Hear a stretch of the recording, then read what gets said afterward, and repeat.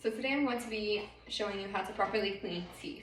We clean the mouth and brush the teeth and floss in order to remove food particles that are inside of the mouth.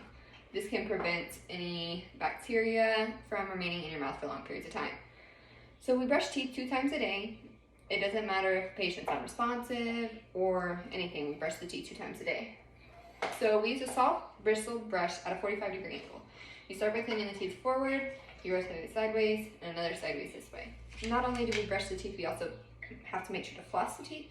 So you wrap the floss around your middle 2 fingers, and you're gonna go into each individual tooth, starting from the top of the tooth, and you're gonna wiggle it to the bottom of the tooth to be sure to remove any food particles or extra food, most likely meat that got wedged in between the teeth. When dealing with dental care for residents, it's often very common for residents to have dentures. Whenever they do have dentures, it is important that you use both hands to remove and insert them into the mouth. They tend to be very slippery, so it's important to do that.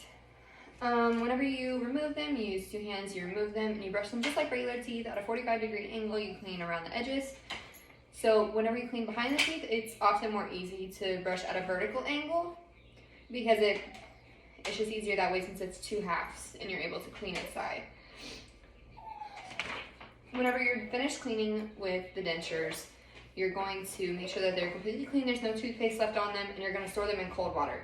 Storing them in hot water can distort them and change the shape of them, and that's not good. So after you've finished brushing the teeth and flossing the teeth, next is time to remove any saliva or anything that's in the mouth of the resident.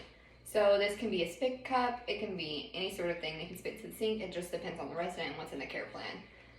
If it says that they are unable to do that, or if they're unresponsive, you need to be able to tilt their head at an angle to get the remaining saliva out of their mouth.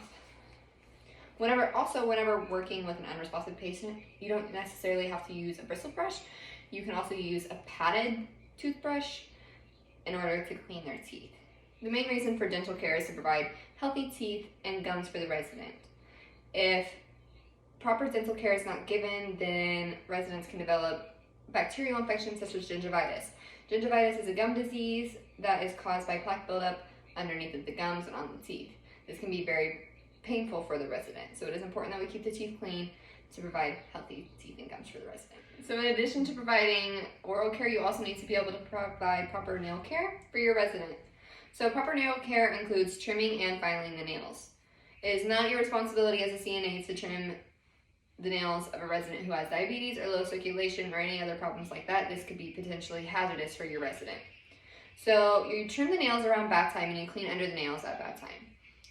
You also need to be able to create a proper shape that the resident wants with a nail file. This is to make sure that there are no sharp edges that could hurt the resident. Also, if the resident wants, you can apply a nail polish to the resident. This is optional and is preferred by the resident.